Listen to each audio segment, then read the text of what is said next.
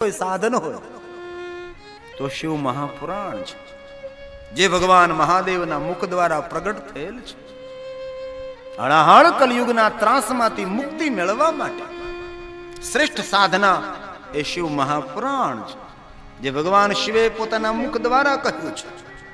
કાલ વ્યાલ મહાત્રાસ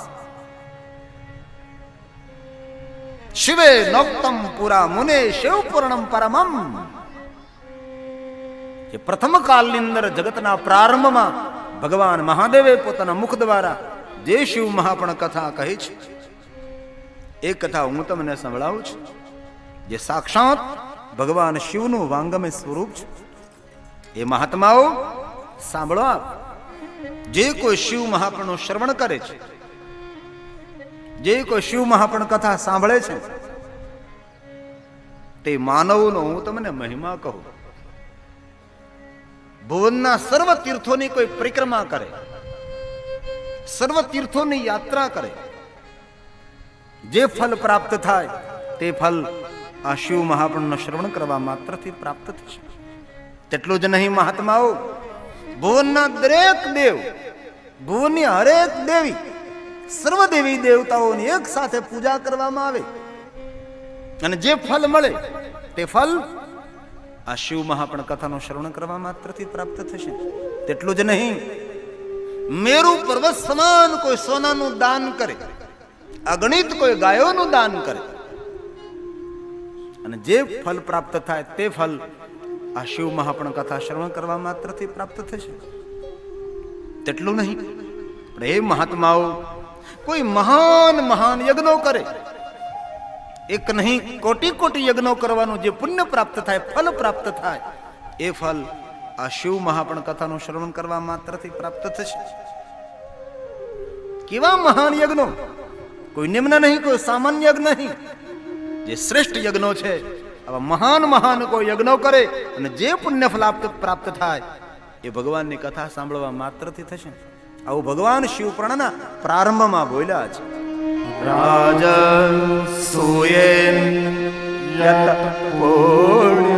રાસુ યજ્ઞ કોણ કરી શકે ભાઈ? મોટા ધનવાન કોઈ સત્તાધીશો હોય એવા મહાન યજ્ઞો કરી શકે છે, આપણું કામ નથી. એક નહીં, સતે કોઈ સેંકડો આવા મહાન યજ્ઞો કરે અને જે ફલ પ્રાપ્ત થાય તે ફલ આ શિવ મહાપણ કથાનું શ્રવણ કરવા માત્રથી પ્રાપ્ત થશે. અગ્નિષ્ટમ શતેન એટલે સેંકડો, અગણિત. તત પુણ્યમ લભતે શંભુ કથા શ્રવણ માત્રતઃ. કથા શ્રવણ ભગવાન મહાદેવની કથાના શબ્દો કાનમાં પડવા માત્રથી આ મહાન યજ્ઞોનું ફલ આપોઆપ પ્રાપ્ત થશે. અંતે તો એમ કહ્યું કે જે મહાદેવની કથાનું શ્રવણ કરે છે, કિમ બ્રહ્મ ફલમ, તેના ફલનું વર્ણન કેવી રીતે હું કરી શકું, કેવી રીતે હું બોલું? શબ્દો વિરામ લહે છે. તેથી ભગવાન વેદવ્યાસજી અંતિમ શ્લોકમાં એમ બોલે, જે કોઈ મહાદેવની કથાનું શ્રવણ કરે છે તેના માટે મારા પાસે કોઈ શબ્દ નથી. તેથી એમ કહ્યું કે જે કોઈ માનવ ભગવાન મહાદેવની કથાનું શ્રવણ કરે, શિવ મહાપણ કથા જે સાંભળે છે, તે માનવ કોઈ સામાન્ય માનવ નથી. તે માનવને કહ્યું, રુદ્રા એવ નઃ સંશય, इसमें કોઈ સંશય નહીં. કોઈ પણ જાતિનો હોય, કોઈ પણ જ્ઞાતિનો હોય, કોઈ પણ વર્ણનો હોય, કોઈ પણ દેશનો, કોઈ પણ વેશનો જે માનવ ભગવાન મહાદેવની કથા સાંભળે છે, તે માનવ સાક્ષાત શંકર ભગવાનનું સ્વરૂપ છે, મહાદેવનું સ્વરૂપ છે. એનાથી મોટી ઉપમા તો કઈ આપવી? હવે મહાદેવથી મોટી કોઈ ઉપમા આપી શકાય? શંકર ભગવાનથી ઉપર કોઈ ઉપમા આપી શકાય નહીં. અંતિમ બિંદુ તો તે છે આપણા માટે. તેથી ભગવાન બોલ્યા છે, યે શ્રવન્તે મુને. હે મહાત્માઓ, તમે સાંભળો. શૈવ પુરાણમ શાસ્ત્ર મુત્તમમ તે મનુષ્યાન મંતવ્યા રુદ્ર રુદ્રા એવ ન સંશય. જો તમે આગલા કોઈ શ્લોકમાં સંશય શબ્દ ના આવ્યો એટલે શંકા, પણ અહીંયા જ્યારે શંકર ભગવાનની ઉપમા આપી શ્રોતાજનોને, ત્યારે ભગવાન વેદવ્યાસે એમ કહ્યું તમે સંશય નહીં કરતા ભાઈ. જે મહાદેવની કથા સાંભળે છે રુદ્રા એવ ન સંશય, इसमें કોઈ સંશય નહીં. શંકર ભગવાનની કથાનું જે શ્રવણ કરે છે એ સાક્ષાત રુદ્ર તુલ્ય છે. તેથી અમારા માટે આપ સૌ સાક્ષાત શંકર ભગવાનના સ્વરૂપ છે. અમે તો તમારા પૂજારી છીએ, તમારી આરતી ઉતારીએ છીએ, શબ્દરૂપી પુષ્પ લઈ તમારા પર અભિષેક કરીએ છીએ. તેથી કથા કહેનાર મહાન નથી, કથા સાંભળનાર એ બહુ જ મહાન હોય છે. ભલે કથા સાંભળનાર નીચે બેઠો હોય પણ તેની ઊંચાઈ અધિક હોય. આપણા સાધુ પુરુષો એમ કહે ને કે કથા સાંભળે તેને એક પુણ્ય મળે છે, કારણ કે એક મુખથી કથા કહે છે, પણ કથા સાંભળે તેને બે પુણ્ય મળે છે, કારણ કે તે બે કાનથી કથા સાંભળે છે. દેવ ને મહાદેવની કથામાં તેટલો ફરક દેખાડ્યો છે કે દેવની કથા જે સાંભળે છે તેને પુણ્યની પ્રાપ્તિ થાય છે, પણ મહાદેવની જે કથા સાંભળે છે તેને પણ પુણ્યની પ્રાપ્તિ થાય અને તેના પૂરા પરિવારને પણ પુણ્ય ફલની પ્રાપ્તિ થાય છે. આ દેવ ને મહાદેવની કથામાં તેટલો ફરક છે. ઘરનો કોઈ એક સભ્ય, એક સદસ્ય ભગવાન મહાદેવની કથાનું શ્રવણ કરતો હોય એનું પુણ્ય ફલ પૂરા પરિવારને પ્રાપ્ત થાય. કારણ કયું? કારણ એક કે વૃક્ષના મૂળમાં જેવી રીતે જલનું સિંચન કરો, વૃક્ષના મૂળમાં જેવી રીતે પાણી રેડો, મૂળ વડે, થડ વડે, ડાળી વડે પાનને પાણી પ્રાપ્ત થાય, તેવી રીતે આમાંથી કોઈ એક ઘરનો એક વ્યક્તિ કથા સાંભળતો હોય પણ કથાનું પુણ્ય તો તેના આખા પરિવારને આપોઆપ પ્રાપ્ત થઈ જાય છે. એ મહાદેવની કથાનો એક અદ્ભુત અનેરો મહિમા છે. તેથી ભગવાનની કથામાં બિરાજમાન ભાઈઓ બહેનો વડીલો, તમે કોઈ સામાન્ય નથી. શિવ મહાપુરાણમાં એમ કહ્યું કે 100 જન્મનું જ્યારે માણસનું પુણ્ય ભેગું થાય ત્યારે માણસને રૂપ મળે છે. માણસ સારો દેખાય, રૂપ મળવું એ પણ પરમાત્માની એક કૃપા હોય, પૂર્વ જન્મનું પુણ્ય હોય છે. 1000 જન્મનું પુણ્ય ભેગું થાય તો ગુણ મળે. ઘણાના રૂપ હોય પણ ગુણનું નામ ન હોય. 10,000 જન્મનું પુણ્ય ભેગું થાય તો સદગુણ મળે. 1,00,000 જન્મનું પુણ્ય ભેગું થાય તો દેવની ભક્તિ મળે છે. પણ અંતે તો પછી બહુ લાંબો ક્રમ દેખાડ્યો છે. અંતે એમ કહ્યું કે માણસના જીવનમાં આસમાનમાં જેટલા તારા છે આટલા જન્મનું જ્યારે પુણ્ય ભેગું થાય ત્યારે ભગવાન મહાદેવની કથા સાંભળવાનો તેને અવસર પ્રાપ્ત થાય છે. આવું કહ્યું, તેથી ઉપમા આપી રુદ્રા એવ ન સંશય. જે મહાદેવની કથા સાંભળે છે સાક્ષાત રુદ્ર તુલ્ય છે. અરે શિવ મહાપુરાણમાં તો તેમ કહ્યું કે આપણે મહાદેવની કથામાં ન જઈ શક્યા હોય તો જે મહાદેવની કથાનું શ્રવણ કરે છે તેમને પ્રણામ કરવા માત્રથી ભગવાન મહાદેવની કથા સાંભળવાનું પણ ફલ મળી જાય છે. એ શિવ કથા સાંભળનારનો મહિમા છે. તેથી જેટલો સમય મળે તેટલો સમય ભગવાન મહાદેવની કથાનું શ્રવણ કરો, સર્વ યજ્ઞો કરવાનું ફલ પ્રાપ્ત થાય. શિવ મહાપુરાણની અંદર અદ્ભુત મહિમા છે. અંતે એમ કહ્યું, કોઈ માનવ 1000 અશ્વમેધ યજ્ઞ કરે, સેંકડો વાજપેયી યજ્ઞ કરે અને જે પુણ્ય મળે મહાદેવની કથા સાંભળવા માત્રથી પ્રાપ્ત થશે. અંતે તેમ પણ કહ્યું કે મારી પાસે શબ્દો નથી કે કેવી રીતે હું તેનું વર્ણન કરું. તો આવો મહાદેવની જે કથા સાંભળે છે તે ભાગ્યવાન નથી, એ મહાભાગ્યવાન છે એમ કહી અને ભગવાન મહાદેવના વાંગમય સ્વરૂપ શિવ મહાપુરાણને પ્રણામ કરે છે. જે ગ્રંથનું સેવન કરવાનું છે, 9 દિન માટે જે ગ્રંથનું પારાયણ કરવાનું છે એ શિવ મહાપુરાણને વંદન કર્યા છે. શિવ મહાપુરાણના પ્રારંભમાં ભગવાન વેદવ્યાસજી શિવ મહાપુરાણને પગે લાગે છે. આપણે પણ પ્રણામ કરીએ. વંદે શિવ પુરાણ.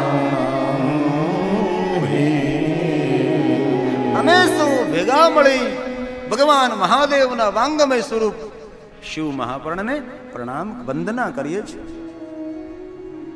અરે શિવપર્ણમાં કહ્યું, નમસ્કુર્યાદ દૂરતઃ સર્વદેવાર્ચનમ ફલમ ચ. કોઈ પણ માનવ દૂરથી આ શિવપર્ણને પગે લાગે છે તો તે માનવને ભુવનના દેવી દેવતાઓની પૂજા અર્ચન કરવાનું ફળ મળી જાય છે. નમસ્કુર્યાદ દૂરતા, દૂરથી, નિકટ પણ નહીં, દૂરથી પ્રણામ કરો. સર્વદેવાર્ચનમ ફલમ ચ. ભુવનના દરેક દેવી દેવતાઓની પૂજા અર્ચનનું ફલ પ્રાપ્ત થાય. એ આ શિવ મહાપુરાણ છે. આઈએ પ્રણામ કરે. વંદે શિવં પુરાણં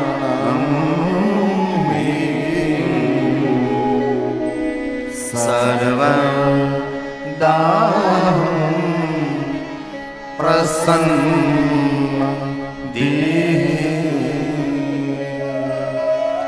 શિવ પ્રસન્નતા યા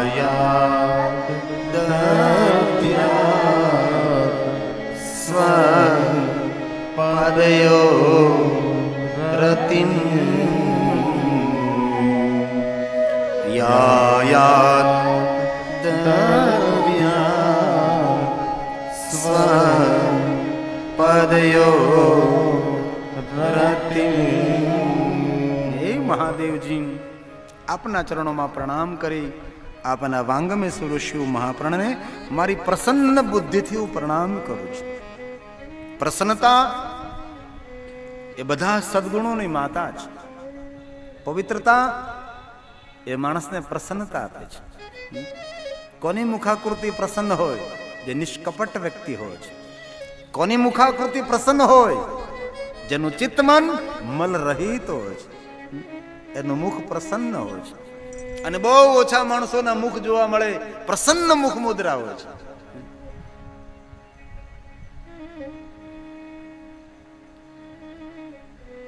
અને સદૈવ પ્રસન્ન રહેવું હોય તો પરમાત્માની શ્રેષ્ઠ ઉપાસના પણ છે. અને બહુ ઓછા માણસો હોય કે જે પ્રસન્ન રહી શકતા હોય છે. મારી પ્રસન્ન બુદ્ધિથી વાંગમે સ્વરૂપ શિવપ્રાણને પ્રણામ કરું છું. આ રીતે શિવ મહાપણને વંદન કરી અને હવે શિવ મહાપણ કથાનો પ્રારંભ થાય છે. મહાત્માઓ સાંભળો, હું તમને શિવ મહાપણ કથા કહું તે પહેલા એક શિવ મહાપણની મહાત્મ્ય કથા કહું. જે કથાનું શ્રવણ કરવાથી સંપૂર્ણ પૂર્ણ શિવ મહાપણ શ્રવણ કરવાનું ફલ પ્રાપ્ત થાય છે. ધ્યાનપૂર્વક સાંભળો મહાત્માઓ. કિરાતોનું નગર, આ નગરમાં દેવરાજ નામના બ્રાહ્મણ નિવાસ કરે છે. અને ભગવાન વેદવ્યાસ બોલે છે, આસીત કિરાત નગરે બ્રાહ્મણો જ્ઞાન દુર્બલ દરિદ્રો રસ વિક્રેતા દેવ ધર્મ પરા દેવ ધર્મ પરા. કિરાતોનું નગર, દેવરાજ નામનો બ્રાહ્મણો જ્ઞાન દુર્બલ. આ બ્રાહ્મણ જ્ઞાનથી દુર્બલ છે. અને યાદ રાખવું, અંગ ભંગ હોય તેને દુર્બલ ન સમજવો. કોઈને પગ ન હોય, કોઈને હાથ ન હોય, કોઈને આંખ ન હોય, કોઈને જીભ ન હોય, તેવા માણસોને દુર્બલ ન કહેવાય. પણ જેનામાં જ્ઞાન નથી, વિદ્યા નથી, સમજણ નથી, એ સાચા અર્થમાં એ દુર્બલ છે. બ્રાહ્મણો જ્ઞાન દુર્બલ. સાધુ બ્રાહ્મણોનો શણગાર એમનું જ્ઞાન, એમની વિદ્યા, એમની સૂઝ, એમનું સમજણ, એનો શ્રેષ્ઠ શણગાર છે. બ્રાહ્મણો જ્ઞાન દુર્બલ. તેથી દરિદ્રો રસ વિક્રેતા, નિર્ધન હતો, રસનો વેપાર કરતો હતો, મદિરાનો વેપાર કરે છે. દેવરાજ નામ અનેક પ્રકારના દુર્ગુણો છે. દેવરાજના માતા પિતા પુત્રની જીવનથી દુખી છે. પુત્ર દેવરાજને કહે છે, દેવરાજ આપણે બ્રાહ્મણ છે, તું મદિરાનો વેપાર કરે છે, અમે સાંભળ્યું છે તું મદિરા પાન કરે છે, તું જુગાર રમે છે, તો નહીં ખાવાનું ખાઈ રહ્યો છે, અભક્ષનું ભક્ષણ કરે છે, માંસાહાર કરે છે. આ પાપ નથી, આ તો મહાપાપ છે. વૃદ્ધ માતા પિતા પોતાના પુત્ર દેવરાજને વારંવાર સમજાવે, પણ દેવરાજ પોતાના વૃદ્ધ માતા પિતાની વાત સ્વીકારવા માટે તૈયાર નથી. દિન પ્રતિદિન વૃદ્ધ માતા પિતાને પોતાના પુત્ર દેવરાજની ચિંતા વધતી જાય છે. અંતે એમ કહ્યું, પુત્રની ચિંતામાં આ વૃદ્ધ માતા પિતાના મૃત્યુ થયા છે. દેવરાજ પ્રસન્ન થયો, સારું થયું, મને રોકટોક કરતા હતા, ગયા. હવે તો ચોરી કરે, લૂંટફાટ કરે, ધન લાવે છે. ભગવાન વેદવ્યાસજી તો મર્યાદા છોડીને આ બધું વર્ણન કર્યું છે, પણ એ આપણે મર્યાદા ન છોડી શકીએ. બધા જ કુકર્મો કરતો હતો, બેફામ પોતાનું જીવન જીવે છે. ચોરી કરીને ધન લાવે, જુગાર રમે, માંસાહાર કરે, મદિરા પાન કરે છે. સમય તો વીતવા લાગ્યો છે. યુવાની, સમય અને સાગરની ભરતી કોઈની રાહ ન જોવે. જ્યાં સુધી યુવાની હતી ત્યાં સુધી અનેક મિત્રો સાથે અનેક મહેફિલો કરતો રહ્યો. યુવાનીની સાર્થકતા ન સમજી, યુવાનીનો ન ઉપયોગ કર્યો, ન સદુપયોગ કર્યો, યુવાનીનો પૂર્ણ દુરુપયોગ કર્યો છે. દેવરાજની વૃદ્ધ અવસ્થા આવી ગઈ છે. નથી ચોરી કરી શકતો, નથી લૂંટ કરી શકતો, નથી કોઈ કામ કરી શકતો. દુખી થયો દેવરાજ પોતાની વૃદ્ધ અવસ્થામાં. પોતાની સાથે રહેનારા મિત્રો જે નિત્ય રોજ વાહવા કરતા હતા, એમની પાસે ગયો અને કહ્યું, મારી આવી વૃદ્ધ અવસ્થા છે, હું ચોરી કરી શકતો નથી, લૂંટ કરી શકતો નથી, મારી પાસે ધન નથી, મેં તમને અનેક વાર ધન આપ્યું, આપ મને થોડી મદદ કરો. પણ કોણ કરે? કોઈ મદદ ન કરે. વૃદ્ધ અવસ્થાની વૃદ્ધિ થઈ, શરીરમાં રોગ ફૂટી નીકળ્યા છે, શરીર રોગથી ઘેરાઈ ગયું છે. કિરાત નામના નગરમાં દેવરાજ નામનો બ્રાહ્મણ ભટકે છે. પગ તરડી ગયા, કપડા ફાટી ગયા, ચહેરો ખરડા ગયો, વાળ વિખા ગયા. એક ગાંડો માણસ, એક પાગલ વ્યક્તિ હોય તેવી રીતે કિરાત નામના નગરમાં ફરે છે. દ્વારે દ્વારે ભટકે, મને કોઈ ભોજન આપો, મને કોઈ પાણી આપો. અરે ભોજન પાણીની ક્યાં વાત કરો? નગરમાં રહેનારા માણસો આ દેવરાજને આવકાર આપવા માટે પણ તૈયાર નથી. દુખી થયો છે. વૃદ્ધ અવસ્થા દેવરાજની દુઃખદાયક બની. ક્યારે બની? આ દેવરાજે પોતાના યુવાનીમાં ધ્યાન ન આપ્યું. વૃદ્ધ અવસ્થાને સુખી કરવી હોય તો યુવાવસ્થા એ સુવર્ણ કાળ છે.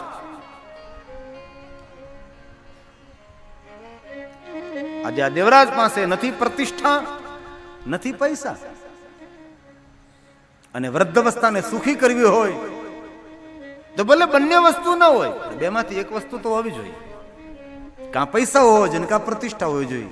બંને વસ્તુ જો હોય તો આપણે સદભાગ્ય. તેથી મારા વહાલા યુવાનોને હું કહું છું કે 35 થી 40 વર્ષની ઉંમરમાં આપણી પાસે પૈસા પણ હોવા જોઈએ અને પ્રતિષ્ઠા પણ હોવી જોઈએ. પૈસા ભલે થોડા ઓછા હોય તો ચાલશે, પણ પ્રતિષ્ઠા તો હોવી જ જોઈએ. જીવન કેવું? તો કે 5 માણસોમાં પૂછાય તેવું જીવન હોવું જોઈએ. 5 માણસોમાં પૂજાય તેવું પ્રભાવશાળી, પ્રતિભાશાળી આપણું જીવન હોવું જોઈએ. 35 આપણા પ્રમાણમાં આપણી પાસે ધન હોવું જોઈએ. કોણ કે ધન ન મળે? કઠોર પુરુષાર્થ, તનતોડ મહેનત ભાગ્યની રેખાને ખોલી નાખે છે.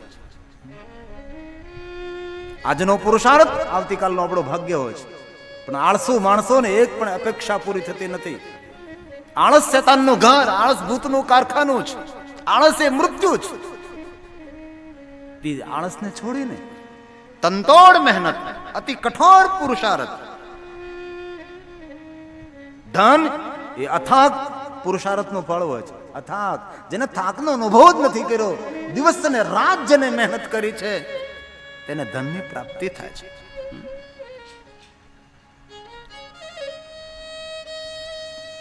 કઠોર પરિશ્રમ કરવો એ પરમાત્માની પ્રાર્થના છે. યોગ્ય યુક્તિ સાથે, સમજણ સાથે, યોગ્ય દિશામાં બુદ્ધિ અનુસાર કરેલો પુરુષાર્થ એ શ્રેષ્ઠ પરિણામ લાવે છે. હસતે હસતે પુરુષાર્થ કરને સે હસતે રેખા ભી બદલ જતી. પુરુષાર્થ કરવાથી કુલીમાંથી કરોડપતિ બની શકાય છે. કોણ ન કહે? કોઈ કામ નાનું નથી. સારા કામની રાહ જોઈને બેસીએ ને તો ભૂખા મરી જાય. જે કામ હાથમાં આવે એ કામે લાગો. સવારથી સાંજ સુધીમાં કોઈ પણ જગ્યાએ 2 પૈસા આપણને મળવા જોઈએ. શ્રેષ્ઠ પુરુષાર્થ, અતિ કઠોર પુરુષાર્થ. અને જે માણસોએ વધારે પરસેવો પાડ્યો છે ને એને લોહી ઓછા બાળવા પડે છે. અતિ મહેનત. કોઈ પણ ધનવાન માણસ હોય ને, મોટા મોટા ઉદ્યોગપતિઓ, એની બાજુમાં બેસીને જ્યારે પૂછો એ કેવી મહેનત કરી છે, એ મુઠ્ઠી ઉછેરા માનવીઓ છે. ધૂળમાંથી ઉભા થયેલા, મિટ્ટીમાંથી ઉભા થયેલા માણસો છે. જે બાપદાદાની જમીન વેચીને પૈસા વાળા છે એની વાત નથી. પછી આ જમીનનો ભાવ વધ્યો ને વેચી નાખે બધું અને ધનવાન બની જાય રાતોરાત, એના ધનની કિંમતે ન હોય. જેને પોતાના શરીરને ઘસડી નાખ્યું હોય, ઘસી નાખ્યું હોય, અને જે માણસ શૂન્યમાંથી સર્જન કરી ને મોટો ધનવાન બન્યો હોય, એ માણસ લાખોની નહીં, 1 રૂપિયાની પણ કિંમતને સમજતો હોય છે. અતિ પુરુષાર્થ, કઠોર પરિશ્રમ આપણા ભાગ્યને ખોલી નાખે છે. જેથી 35 થી 40 વર્ષની ઉંમરમાં પૈસા પ્રતિષ્ઠા બંને હોવું છે. ભલે તમે ડિગ્રી મળી ગઈ, ખૂબ ભણ્યા છો, નોકરીની રાહ જોઈને બેઠું ન રહેવાય. કોઈ પણ જગ્યાએ કામે લાગી જવાય. એક બાજુ નોકરીના પ્રયાસ કરાય, એક બાજુ કામે લાગી જવાય. એક બાજુ આવક શરૂ રહે, બીજી બાજુ પ્રયાસ શરૂ રહે. માણસ ધારે તે જીવનમાં કરી શકે છે. આ દુનિયામાં કોઈ વસ્તુ નથી કે અસંભવ હોય. દરેક વસ્તુ સંભવ છે. બુદ્ધિ અનુસાર કરેલો પુરુષાર્થ માણસને મોટી સફળતા અપાવે છે. હવે દેવરાજ પાસે નથી પ્રતિષ્ઠા, નથી પૈસા, દુખી થયો છે. નગરમાં ભટકે છે. અંતે આ દેવરાજ, વૃદ્ધ દેવરાજ, રોગી દેવરાજ પોતાના નગરને છોડીને જવા લાગ્યો છે. શરીર આખું રોગથી ખરડાઈ ગયેલું છે. કારણ કે માંસાહારી વ્યક્તિ છે. અને શાકાહારી માણસોને ભાગ્ય જ રોગ થાય. માંસાહારીને બહુ મોટા મોટા રોગ થાય છે. નિર્વ્યસની માણસોને બહુ ઓછા રોગ થાય. વ્યસન કરનારા માણસોને બહુ મોટા રોગ થાય છે. પછી કોઈ પણ વ્યસન હોય, તમાકુ હોય, સિગારેટ હોય કે બીડી હોય કે શરાબ હોય, વ્યસન વિષ સમાન છે અને માણસને ખતમ કરી દે છે. આ ભારત દેશમાં રોજ તમાકુ ખાઈને 3000 માણસો મરે છે. ભૂખથી નહીં, તમાકુ ખાઈને મરે છે.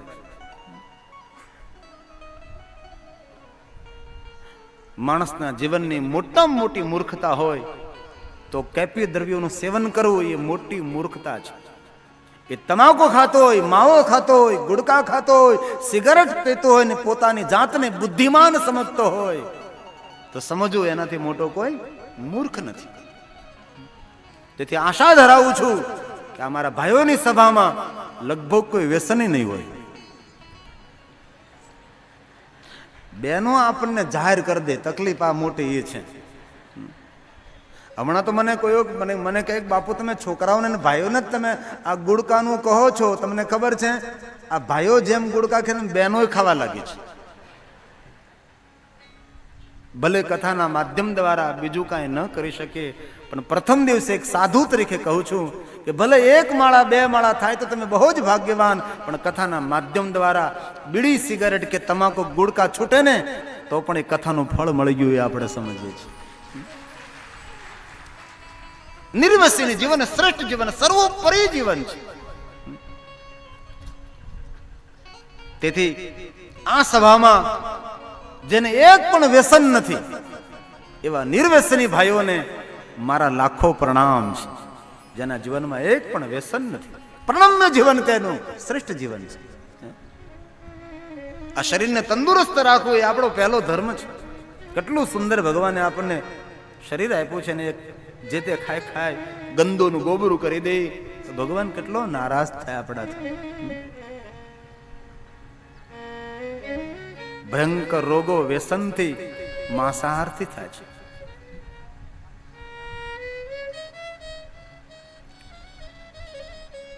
શિવપુરાણમાં તો કહ્યું છે ભગવાન વેદવ્યાસે કે જે માણસ એકવાર માંસ મુખમાં મૂકે ને એ નરકમાં જાય પછી બહાર નીકળવાના દરવાજા તેના બંધ થઈ જાય છે. તેના માટે કોઈ ઉગરવાનો પછી આરો જ નથી રહેતો. આટલું ભયંકર પાપ છે. અને એ પણ કહું કે વર્તમાન યુગની અંદર શુદ્ધ શાકાહારી રહેવું એ શ્રેષ્ઠ તપ છે. અત્યારે જે યુગ ચાલી રહ્યો છે એમાં શુદ્ધ શાકાહારી રહેવું એ મોટું તપ છે. અને આ સભાની અંદર જે શુદ્ધ શાકાહારી છે એમને પણ મારા લાખો પ્રણામ છે. એ પ્રણમ્ય છે, એ દેવતુલ્ય છે. અહીંયા દેવરાજ ભૂખથી ને દુઃખથી ને રોગથી દુઃખી થયો છે. વરદ દેવરાજ, પાપી દેવરાજ, રોગી દેવરાજ નગર છોડીને જઈ રહ્યો છે. માર્ગમાં જતો હતો, સુંદર એક દ્વાર જોયું. કોઈને પૂછ્યું કે ભાઈ ક્યાં ગામનો દ્વાર છે? કોઈએ કહ્યું કે આ પ્રતિષ્ઠાનપુર નામના નગરનો દ્વાર છે. સુંદર દ્વાર એ નગરની શોભા છે. અંદર પ્રવેશ કરે છે, સુંદર મંદિર જોયું છે. કોઈને પૂછ્યું આ ક્યાં ભગવાનનું મંદિર છે? કોઈએ કહ્યું ભાઈ વૃદ્ધ, આ મંદિર નથી, આ તો શિવાલય છે. કારણ કે મંદિર અને શિવાલયમાં થોડો ફરક છે. જે સ્થાન પર દેવતાઓની પ્રતિમા મૂર્તિ બિરાજમાન હોય તેને મંદિર કહેવાય છે. જ્યાં ભગવાન મહાદેવનું શિવલિંગ બિરાજમાન હોય તેને શિવાલય કહેવાય. આલયમ સર્વદેવાનામ, તેને શિવાલય કહેવાય છે. ભાઈ શિવાલય છે.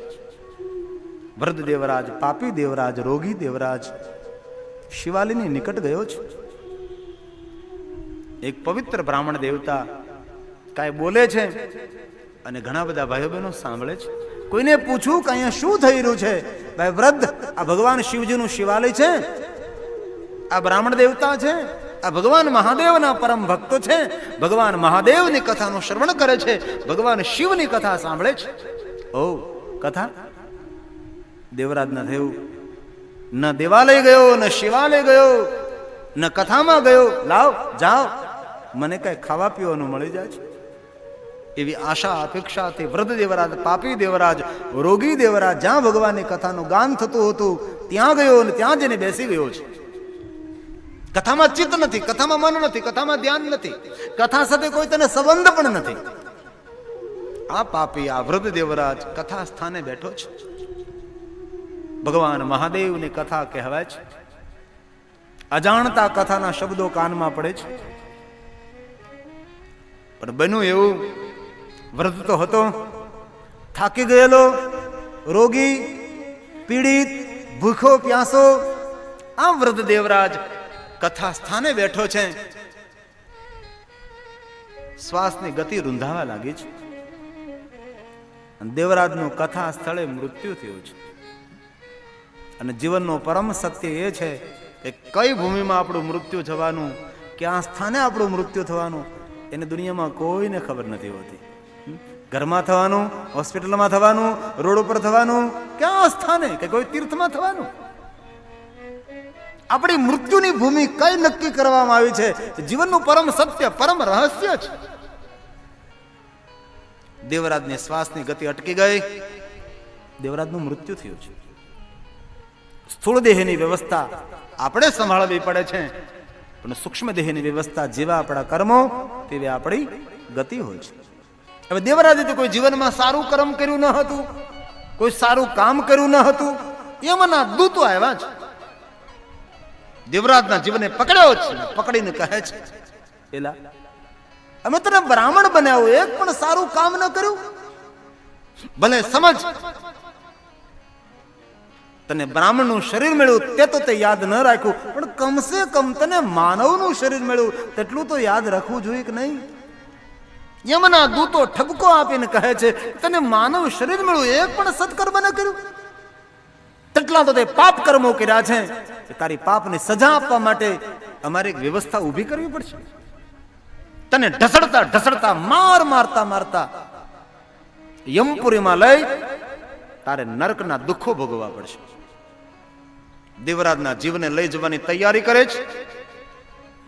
અહીંયા ભગવાન શંકરને કૈલાસમાં ખબર પડે છે.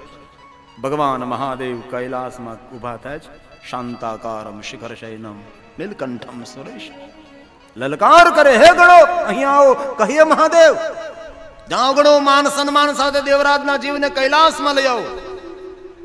હરપલ ભગવાન મહાદેવની આજ્ઞાનું પાલન કરનારા ભગવાન મહાદેવના ગણો આકાશ માર્ગે દિવ્ય વિમાન લઈને આવે છે. ભાલમાં ભસ્મના ત્રિપુંડ છે, કાનમાં કુંડલ, કંઠમાં રુદ્રાક્ષની માળાઓ છે, મસ્તક પર જટા છે, મૃગચર્મ, અંગ પર ભસ્મ, હાથમાં ત્રિશુલ ડમરું. ભગવાન મહાદેવના ગણો ભગવાન મહાદેવ જેવા રૂપ ધારે છે. હર હર મહાદેવ, હર હર મહાદેવ, હર હર મહાદેવ નો નાદ કરતા આકાશ માર્ગે આવે. લલકાર કરે દૂતો, આ દેવરાજના જીવને છોડી જો, અમે કૈલાસમાં લઈ જઈશું. એમના દૂતો શિવનો તમે, હા મહાદેવની આજ્ઞા છે, અને શિવની આજ્ઞાનું ઉલ્લંઘન કરવાથી કેવું પરિણામ આવે આપ જાણો જ.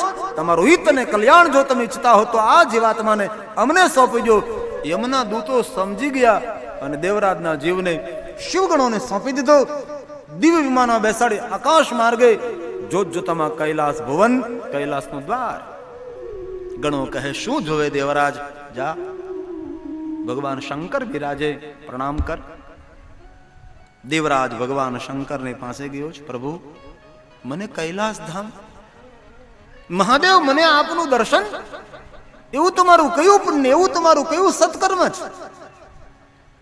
યમના દૂતના બંધનમાંથી પરમાત્મા તમે મને છોડાયો, નરકમાં પડતો મને અટકાયો, અને પ્રભુ મને આપનું દર્શન, એવું તો મારું કયું સત્કર્મ, એવું તો મારું કયું પુણ્ય કર્મ છે? પરમાત્મા મને આપનું દર્શન. ભગવાન શંકર કહે છે, દેવરાજ તારું તો કોઈ સત્કર્મ નથી, કોઈ પુણ્ય કર્મ નથી. તો પરમાત્મા, ભગવાન શંકર કહે છે, દેવરાજ તે તો તારું આખું જીવન વેડફી નાખ્યું છે. પરંતુ દેવરાજ, તારા જે માતા પિતા હતા એ મારા પરમ ભક્ત હતા. તારી ચિંતામાં ચિંતામાં તેના દેહ છોડી દીધા. તારા માતા પિતાના પુણ્યના કારણે અંત સમયે તું મારે શિવાલય આવ્યો છે. અને સાંભળ દેવરાજ, દુનિયાનો કોઈ પાપીમાં પાપી માણસ હોય, દુનિયાનો એક પણ પાપ ન છોડ્યું હોય એવો માણસ એકવાર શિવાલય આવે ને, તેના જન્મ જન્માંતરના પાપમાંથી હું તેને મુક્ત કરું છું. અંત સમયે તારા માતા પિતાના પુણ્યના ફલ સ્વરૂપે તું શિવાલય આવ્યો. તેટલું જ નહીં દેવરાજ, જ્યાં તું શિવાલય આવ્યો ત્યાં શિવ મહાપણ કથાનું ગાન થતું હતું. તું શિવ કથા સ્થળે બેસી ગયો, તે અજાણતા મારી કથાનું શ્રવણ કર્યું છે. એ દેવરાજ સાંભળ, ભગવાન શંકર બે શ્લોક બોલે છે. આ બંને શ્લોક શંકર ભગવાનના મુખમાંથી પ્રગટ થાય, કૈલાસમાં બોલાય છે. દેવરાજ સાંભળે છે. ખુદ ભગવાન બાબા ભગવાન મહાદેવ બોલે છે. હે દેવરાજ, ધન્યા શિવ પુરાણસ્ય કથા પરમ પાવની યસ્ય શ્રવણ માત્રેણ પાપી યાનપી મુક્તિ ભક્ત. પાપી યાનપી મુક્તિ પાપી હોય કે ન પણ પાપી હોય, જેના કાનમાં શિવ મહાપણ કથાના શબ્દો પડે છે એને શિવલોકની પ્રાપ્તિ થાય છે. કથા પરમ પાવની ધન્ય શિવ પુરાણસ્ય. એ દેવરાજ કોઈ જાણતા સાંભળે કે અજાણતા સાંભળે, કોઈ પાપી સાંભળે કે ન હોય પાપી, કોઈ પણ જે ભગવાન મહાદેવની કથાનું શ્રવણ કરે તેના માટે ભગવાન વેદવ્યાસે કહ્યું મુક્તિની પ્રાપ્તિ થાય છે. શંકર ભગવાન બોલે છે, દેવરાજ જેના કાનમાં શિવ કથાના શબ્દો પડે છે તેના માટે દેવરાજ હું તને કહું છું, સાંભળા. સદા શિવ મહાસ્થાન પરમ ધામ પરમ પદમ પરમ ધામ પરમ પદ. જ્યાં મારી કથાનું ગાન થતું હોય ત્યાં કોઈ આવીને કથાનું શ્રવણ ન કરે. કહ્યું ભગવાને સદાશિવ મહાસ્થાનમ, જે ભૂમિ પર શિવ મહાપણ કથા કહેવાતી હોય તેને સ્થાન ન કહેવાય પણ તેને મહાસ્થાન કહેવાય છે. અને તમે જો જે મહાદેવ સાથે વસ્તુ જોડાયેલી તેને મહાશબ્દથી સંબોધિત કરવામાં આવે છે. શિવ મહાપુરાણ, દેવની કથા સાંભળવાથી પુણ્ય મળે, મહાદેવની કથા સાંભળવાથી મહાપુણ્ય મળે. દેવની કથા અદ્ભુત, મહાદેવની કથા મહાઅદ્ભુત. દેવને અર્પણ કરવામાં આવે તેને પ્રસાદ કહેવાય, મહાદેવને અર્પણ કરવામાં આવે તેને મહાપ્રસાદ કહેવાય. દેવની પૂજા કરી તેને પૂજા કહેવાય, શંકર ભગવાનની પૂજા કરી તેને મહાપૂજા કહેવાય છે. દેવની કથા સાંભળે તેને આત્મા કહ્યો, મહાદેવની કથા સાંભળે તેને મહાત્મા કહ્યો. અહીં જે વસ્તુ શંકર ભગવાન સાથે જોડાણી મહાશબ્દથી તેને સંબોધિત કરે છે. મહાસ્થાન. દેવરાજ જ્યાં મારી કથા કહેવાતી હોય ત્યાં આવીને કોઈ કથા ન સાંભળે, કથાનું શ્રવણ ન કરે, પણ જ્યાં મારી કથા કહેવાતી હોય ત્યાં આવી અને પોતાનો પગ મૂકે તો પણ તેને શિવપદની પ્રાપ્તિ થાય છે. પરમધામ પરમ પદમ. ફક્ત અહીંયા આવવામાં આવે બસ. સાંભળવાની વાત 2 નંબર ઉપર, પહેલું તો અહીંયા આવવું એ જ મહત્વનું છે. અહીંયા આવે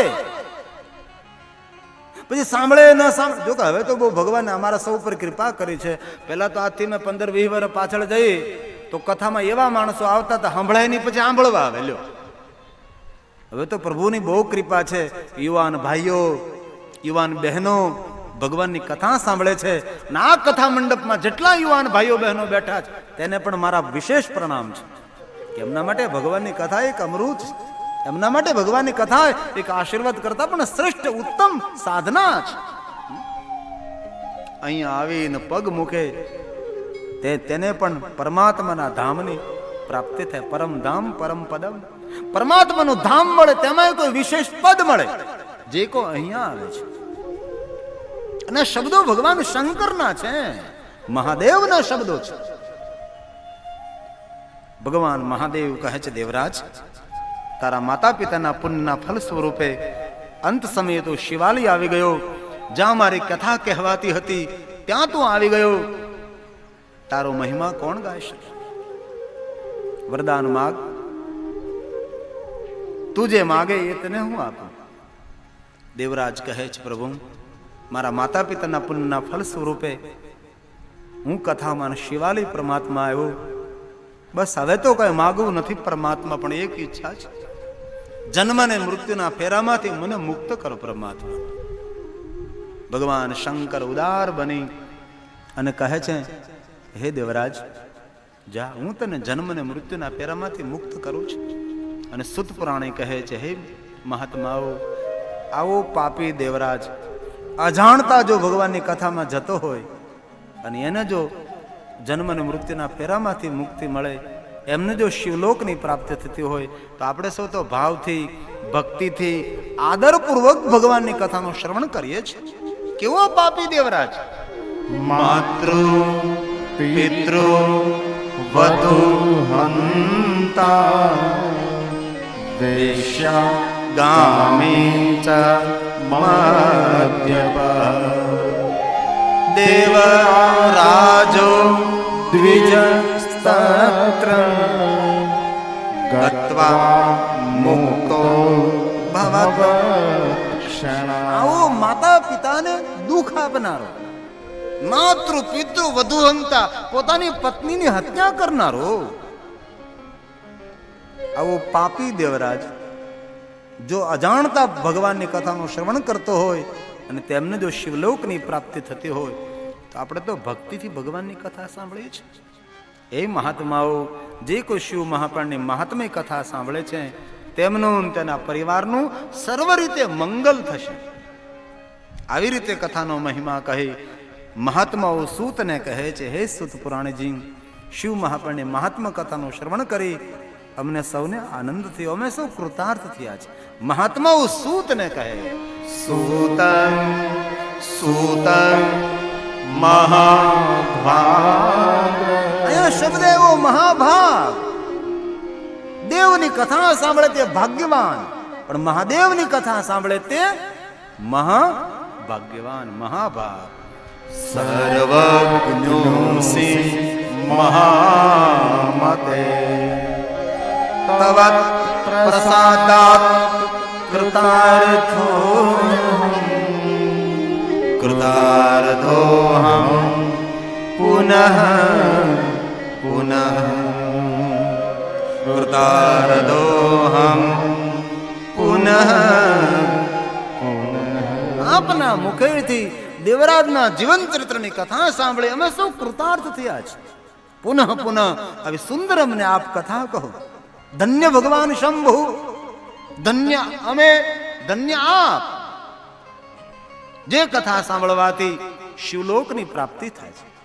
શિવ લોકમ વ્રજે તેને ભગવાન મહાદેવના લોકની પ્રાપ્તિ થાય. જેના કાનમાં ભગવાન મહાદેવની કથાના શબ્દો ગુંજે. ક્યાં શિવલોક દૂર છે? કાનપુરની બાજુમાં શિવલોક આવ્યું છે. કાનમાં શબ્દ પડે ને શિવલોકની પ્રાપ્તિ થાય. દૂર ક્યાં છે? ક્યાં કહ્યું કે તમે મોટા મોટા કઠિન તપ કરો? ક્યાં કહ્યું તમને કે મોટા મોટા યજ્ઞ કરો? ક્યાં કહ્યું કે ઘર છોડીને જતા રહો? ભગવાને સરળતા સરળતામાં સરળ માર્ગ દેખાડ્યો. બસ ભગવાનને કથાના શબ્દો કાનમાં પડે, શિવલોકમ વ્રજે નર, તેને ભગવાન મહાદેવના લોકની પ્રાપ્તિ થાય છે. સજ્જનોને સુખ આપનારી, પુણ્યવાનોને પુણ્યની વૃદ્ધિ કરનારી, પાપિયાઓના પાપને ધોનારી, અધમનો ઉદ્ધાર કરનારી એ પરમાત્મા ભગવાન શંકરની કથા છે. એ મહાત્માઓ સાંભળો. પિતૃને તૃપ્ત કરનારી, પિતૃનું તર્પણ કરનારી, પિતૃનો શિવલોક અપાવનારી એવી એક બીજી હું તમને નાનકડી કથા કહું છું. આપ સાવધાન બને સાંભળો. જે કથાનું શ્રવણ કરવા માત્રથી માનવ માત્રના પિતૃઓ શિવલોકને પ્રાપ્ત થાય છે. સમુદ્ર નિકટે દેશો એક દેશ, સાગર કિનારે એક દેશ હતો. એ દેશમાં ગ્રામો બાષ્કલ એમાં એક ગામ હતું. તે ગામનું નામ બાષ્કલ નામનું નગર છે. એ નગરમાં કેવા માણસો?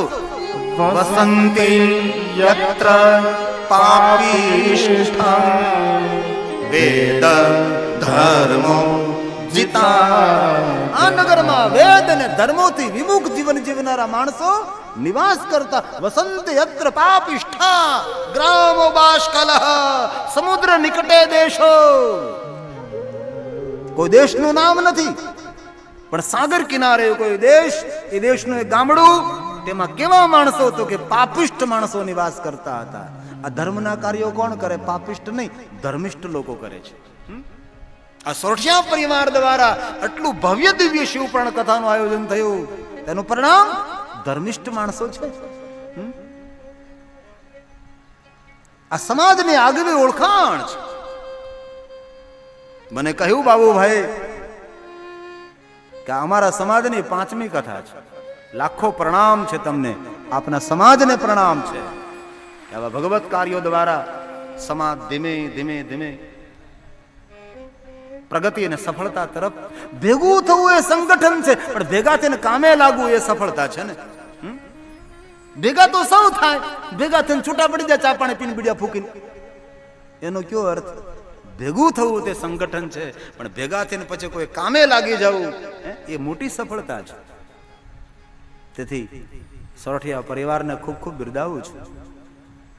ભવ્ય દિવ્ય, કેટલો સુંદર સ્ટેજ, કેટલો સુંદર મંડપ, કેટલી સુંદર બેઠક વ્યવસ્થા, અને કેટલા તમે શાંતિથી જાણે હિમાલય પહાડમાં કોઈ તપસ્વી બેઠા હોય એમ તમે બેઠા છો. એ ભગવત કથા તરફનો પ્રેમ છે. અને મને આશા નહીં હતી કે આજે પહેલા દિવસે એટલા બધા માણસો, પણ તમારી હાજરીને ફરી વાર પુનઃ બિરદાવું છું કે આજે પહેલા દિવસે આપ સૌની હાજરી ખરેખર આપ સૌના હૃદયમાં જે ભગવાન મહાદેવ પ્રત્યેનો પ્રેમ છે અને ભગવત પ્રેમ છે તે પ્રગટી ઉઠ્યો છે. પણ આ બાષ્કલ નગરમાં કોઈ સારો માણસ જ નથી રહેતો. વસંતી અત્ર પાપિષ્ઠા, બધા પાપિયા રહે છે. પણ તે નગરમાં એક બ્રાહ્મણ દંપતી રહે છે જેમનું નામ છે બિદુંગ અને સંચુલાજી. પણ જેવા નગરના માણસો એવો જ આ બ્રાહ્મણ ને બ્રાહ્મણી. બ્રાહ્મણનો ધર્મ એ છે કે ભાઈ જેને ખબર નથી એને ધર્મનો માર્ગ દેખાડવો, યોગ્ય દિશા દેખાડવી. માને ન માને, સાંભળે સમજે ન સમજે, પણ એને યોગ્ય દિશા દેખાડવી સાધુ બ્રાહ્મણનો ધર્મ છે. આ સુખનો માર્ગ, દુઃખનો માર્ગ, પાપનો માર્ગ, પુણ્યનો માર્ગ, આ નરકનો માર્ગ, આ સ્વર્ગનો માર્ગ, એ માર્ગનું જ્ઞાન કરાવવું એ સાધુ બ્રાહ્મણોનો જ ધર્મ છે. પણ આ બ્રાહ્મણ ને બ્રાહ્મણે આવું કાંઈ ન કરી શક્યા. અંતે ભગવાન વેદવ્યાસે બહુ જ લખ્યું છે કે જેવા નગરના માણસો પાપિષ્ટ એવા બિદુંગ અને સંચલા પણ પાપિષ્ટ છે. પણ બન્યું એવું, બિદુંગ અપવિત્ર અવસ્થામાં શરાબ પીધેલી હાલતમાં અકસ્માત દ્વારા મૃત્યુ પામ્યું છે. આ પાપી બિદુંગનું મૃત્યુ થયું. અપવિત્ર અવસ્થા, શરાબ પીધેલી હાલત, અકસ્માતે મૃત્યુ. બિદુંગના જીવાત્માને ઢસડતા લઈ ગયા યમપુરીમાં. 88 પ્રકારના નરકોની સજા ભોગવી. પાપ પૂરા ન થયા. વિંધ્યાચલ પર્વતની અંદર ભૂત બની, પ્રેત બનીને રહેવા લાગ્યો છે. હાહાકાર મચાવે, વૃક્ષોને સુકવવા લાગ્યો છે, પક્ષીઓને પાડવા લાગ્યો છે, પશુઓને ખાવા લાગ્યો છે, જલના ઝરણાઓને સુકવવા લાગ્યો છે, માનવ જાતને પીડા આપવા લાગ્યો છે. આ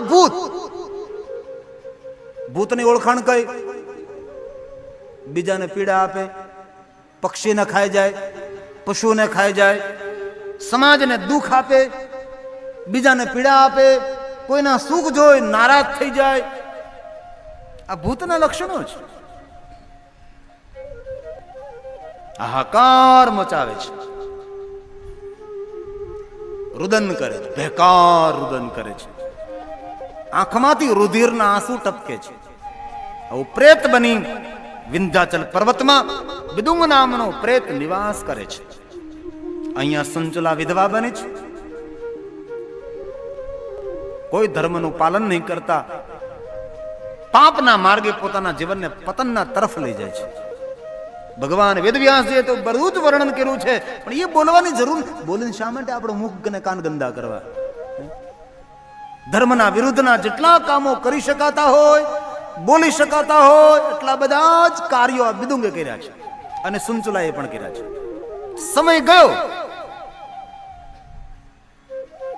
અને સુંચુલાની વૃદ્ધ અવસ્થા આવે છે. ચંચુલાજીની વૃદ્ધ અવસ્થા આવતા તેનું રૂપ ગયું, તેને યુવાની ગઈ. કોઈ પુરુષ તેના પરિચયમાં આવતો નથી, ધન મળતો નથી. ચહેરો કરડાઈ ગયો, ભટકવા લાગી. નગરના માણસો પથ્થર મારવા લાગ્યા. ચંચલાજીને થયું હવે શું કરું, ક્યાં જાવ? આ પાપી ચંચલાજી પોતાના નગરને છોડીને જવા લાગી છે. દૂર દૂર જાય છે. ક્યાં જાવ, કઈ જગ્યાએ જાવ?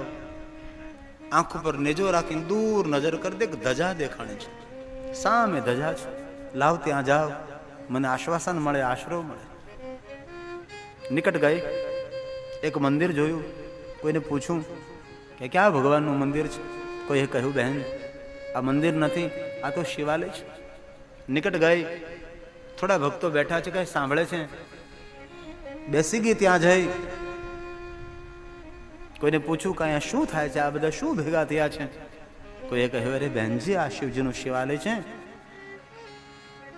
આ બ્રાહ્મણ દેવતા ભગવાન મહાદેવની કથા કહે છે અને આસો ભગવાન મહાદેવની કથાનું શ્રવણ કરે, મહાદેવની કથાનું શ્રવણ કરે, શંકર ભગવાનની કથાનું શ્રવણ કરે છે. હા, કથામાં ચૂપચાપ બેઠી છે.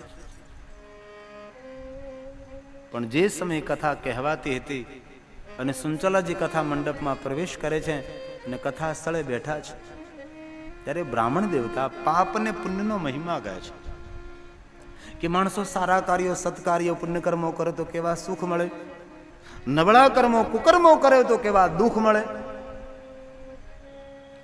વિસ્તારથી વર્ણન કર્યું છે. સંચલાજી કથા સાંભળે છે અને સાંભળતા થયું કે સારા કર્મો કર્યા એનું સુખ મળે, આ નબળા કર્મો અને કુકર્મો કર્યા તેનું દુઃખ મળે.